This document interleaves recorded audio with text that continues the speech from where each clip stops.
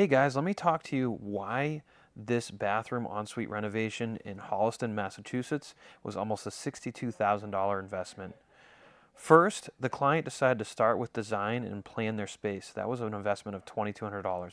We then moved to the demo and framing, which was really challenging because we had to save the tub. That was $4,500.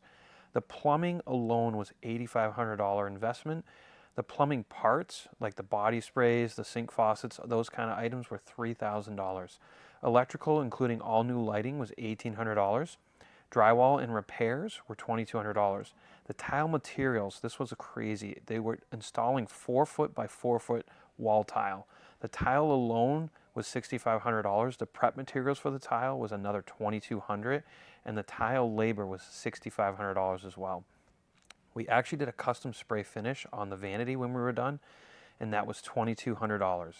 We did full quartz countertops on everything, including the tub top. That was $6,000. The custom glass shower door was $3,500. Finished carpentry was around the same, $3,500, and interior painting was $1,200.